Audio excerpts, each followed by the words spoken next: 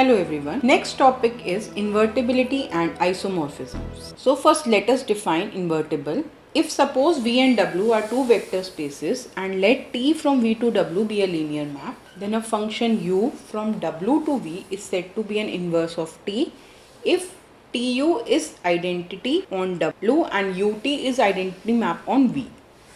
If T has an inverse, then we say that T is invertible.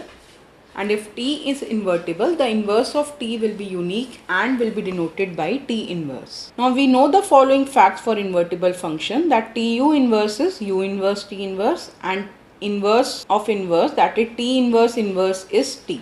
So in particular if T is invertible, T inverse is invertible. Now we know that a function is invertible if and only if it is both 1, 1 and onto. So we can restate the theorem 2.5 where we did the equivalence criteria, that if T from V to W is a linear transformation where V and W are finite dimensional vector spaces of equal dimension, then T is invertible if and only if rank of T is equal to dimension of V. Now let us see this example. We have a map linear transformation T from P1R to R square defined as T of A plus Bx equal to A comma A plus B. Now we can see that this map is 1, 1. So using the equivalence criteria, since dimension of P1R and R2 is 2, we get this map is invertible. So T1, we can find T inverse from R2 to P1R. Now T inverse of CD is any element of R2, is of the type A plus Bx. A plus Bx is any general element of P1R. We want to find the values of A and B. Using the defined function T, we solve this and get A as C and B as D minus C. So we get the T inverse map as T inverse applied to CD is C plus D minus C applied into X. T inverse of CD is C plus D minus C times X. Now we can also check that this T inverse will be linear. So generalizing from this example, we get this theorem. Now this is true in general, that whenever we have two vector spaces V and W and T is a linear map which is invertible, then T inverse from W to V will also be a linear map. We can prove this. To prove it is a linear map, we have to show T inverse of Cy1 plus y2 is equal to C into T inverse y1 plus T inverse y2. So let us start with two elements y1 and y2 of W. Now since this T map is onto, we get T of x1 is y1, T of x2 is y2 for x1 and x2 in V. So T inverse of Cy1 plus y2 is T inverse of C Tx1 plus Tx2, which is equal to T inverse of T of Cx1 plus x2, which on solving we get C x1 plus x2, which is equal to C times T inverse y1 plus T inverse y2. Now let us see the definition of invertible matrix. Any square matrix is invertible if there exists another square matrix such that AB into BA is identity map. Now we know that if a matrix is invertible, if suppose A is invertible, then matrix B such that AB is equal to BA is equal to identity is unique. So if we take another matrix C such that AC plus is equal to CA is equal to identity, we get that C is equal to B. This matrix B is called the inverse of A and is denoted by A inverse. Now we can see that inverse of this matrix 5, 7, 2, 3 will come out to be 3, minus 7, minus 2 and 5. Now let us see this lemma. If T is an invertible linear transformation from V to W, then V is finite dimensional if and only if W is finite dimensional. Also, dimension of V is equal to dimension of W. Let us see the proof. If suppose V is finite dimensional, then let beta be a basis for V. Let beta is equal to x1, x2 till xn. Then we have done this, that T of beta will span range of T. So T of beta spans range of T, which is equal to W, because T is invertible, so it is 1, 1 and onto. And therefore we get that W is finite dimensional because we are getting a spanning set, so we can extract a basis of W. Now conversely, if suppose W is finite dimensional, we can proceed by using similar argument for T inverse, and we will get that V is finite dimensional. Now suppose both V and W are finite dimensional. Since T is 1 1 and onto, we get nullity of T is 0 and rank of T, that is dimension of range T, is equal to dimension of W, because range T is equal to W. Now by dimension theorem we know that rank of T plus nullity of T is dimension of V. So dimension of V is equal to 0 plus rank T, which is equal to dimension of W. So we get dimension of V is equal to dimension of W.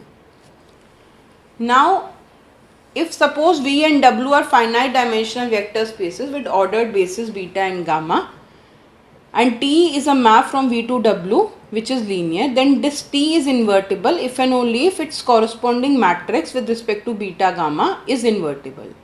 Also, the matrix corresponding to linear transformation T inverse is same as inverse of the matrix corresponding to the linear transformation T. We can see in this example that if we take beta and gamma as a standard basis of P1R and R2, so standard basis of P1R is 1 and x, of R2 is E1 and E2.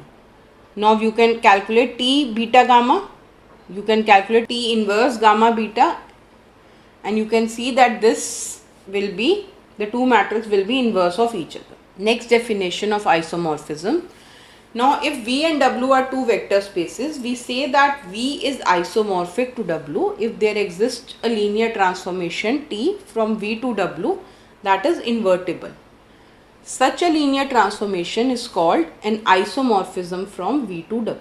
So if we have T from F2 to P1F as T of A1 A2 is A1 plus A2x, we can clearly find an inverse. So this T will be an isomorphism and F2 will be isomorphic to P1F. Next, let us see this example. We are defining T from P3R to M 2 cross 2 over R, where TF is defined by this matrix. Now first we will see that this function is 1 1. So if T of F is 0, that is F1 is 0, F2 is 0, F3 is 0, F4 is 0. F function belongs to P3R. So maximum possible roots it can have should be 3, but it already have 4 roots, F1, 1, 2, 3, 4. So this means that the only possible function F is equal to 0. So this F is equal to 0 function, that is if TF is 0, F is equal to 0. So kernel of this linear transformation T is singleton 0, this transformation T is a 1 1 map. Now using that the previous lemma, we can say that dimension of P3R is same as dimension of M2 cross 2 over R, which is equal to 4, and therefore we get that this T is invertible. Now because dimension of P3R is equal to dimension of M2 cross 2 over R, which is equal to 4, we get by previous theorem that T is invertible. Therefore, P3R is isomorphic to M2 cross 2 over R. Next theorem. Let V and W be finite dimensional vector space over same field. Then V is isomorphic to W if and only if dimension of V is dimension of W. Now suppose that V is isomorphic to W, then we have a mapping T which is an isomorphism from V to W. Now by previous theorem we get that dimension V is equal to dimension W.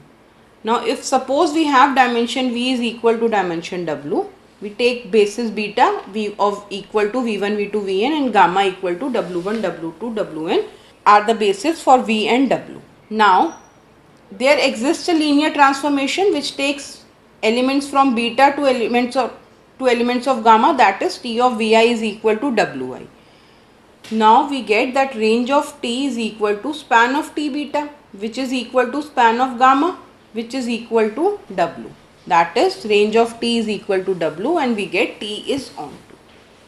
Also by theorem 2.5 we get that T is 1 1. Therefore this T is an isomorphism. Corollary, if V is a vector space over F, then V is isomorphic to Fn if and only if dimension of V is equal to n.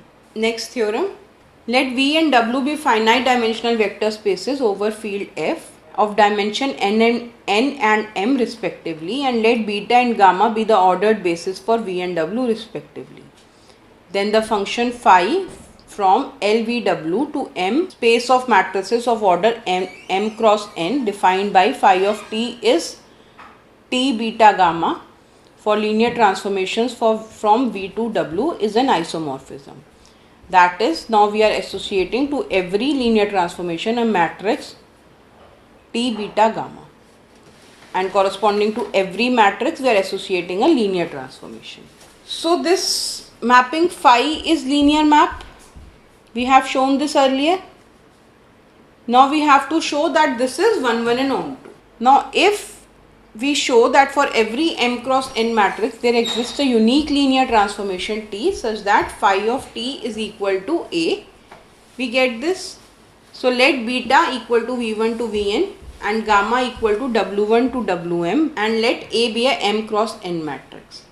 Then there exists a unique linear transformation which takes every element from beta to gamma, that is T of Vj is equal to summation I equal to 1 to m Aij Wi. This means the matrix corresponding to T, that is this T beta gamma, is equal to A, that is phi of T is equal to A, and thus we get this phi is an isomorphism. Now if V and W are finite dimensional vector spaces of dimension n and m, then LVW, space of all linear transformations from V to W, is finite dimensional and is of dimension mn. Now by previous theorem we have seen that it is isomorphic to m cross n over f. Dimension of this space of matrices of order m cross n is equal to mn. So we get that dimension of LVW is m into n. Now last definition, that if beta is an ordered basis for an n dimensional vector space V over field F, then the standard representation of V with respect to beta is this map function phi beta from V to Fn defined as phi beta applied to x equal to x beta for every x in V. For example, that if suppose you have this basis vector beta equal to 1 0 0 1 and gamma equal to 1 2 3 4. For any x, suppose x is 1 comma minus 2. You can write this x in terms of basis vector. So 1 comma minus 2 is equal to 1 into 1 0 plus minus 2 into 0 1. So phi beta of x is 1 and minus 2 written column wise. Similarly, for basis gamma, we can write 1 comma minus 2 as minus 5 into 1 comma 2 plus 2 into 3 comma 4. So phi gamma of x is this column vector minus 5 comma 2. Thank you for watching this video.